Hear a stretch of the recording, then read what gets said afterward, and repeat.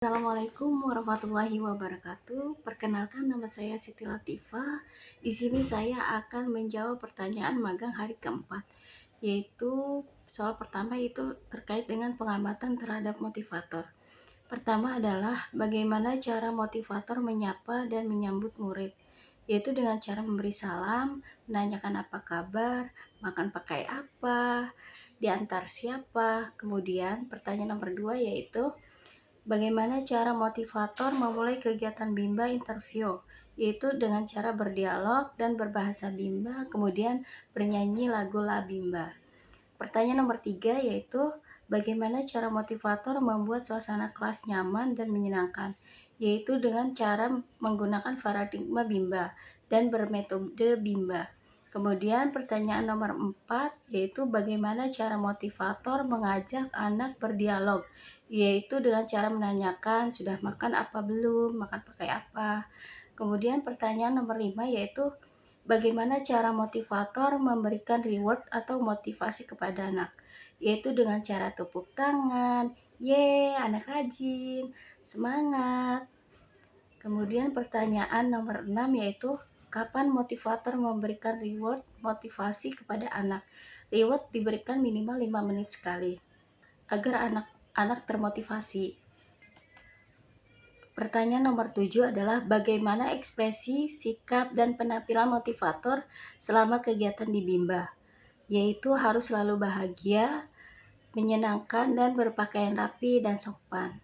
Kemudian pertanyaan nomor 8 yaitu apa yang dilakukan oleh motivator agar murid tidak merasa bosan, yaitu dengan cara berkreasi modul Bimba yang dimainkan dengan menggunakan teori bandul, memulai kegiatan yang disukai anak terlebih dahulu. Jadi kita memulai dengan apa yang disukai anak terlebih dahulu. Kemudian pertanyaan nomor 9 yaitu apakah motivator mengarahkan dan membimbing murid melakukan kegiatan bermain baca-bacaan secara berbarengan? Jawabannya adalah iya, mengarahkan. Poin B nomor 1 adalah bagaimana ekspresi dan setiap murid ketika bernyanyi dan berdialog dengan motivator pada saat kegiatan pembuka, yaitu dengan bersemangat, senang, ceria, serta antusias. Nomor kedua yaitu apakah ada murid yang terlihat murung, tidak ceria, dan tidak semangat selama kegiatan di Bimba?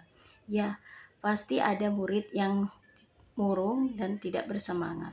Tetapi itu kami akan tangani sebagai motivator untuk melakukan pendekatan terhadap anak sehingga anak tidak merasa malu lagi dan tidak merasa murung lagi. Kemudian pertanyaan nomor 3 yaitu bagaimana ekspresi dan sikap setiap murid ketika bermain baca-bacaan dan bermain modul dengan motivator pada saat kegiatan inti, yaitu dengan mengarahkan dan pembawaan kita sebagai motivator harus ceria, bersemangat saat bermain modul baca-bacaan dengan suara yang lantang.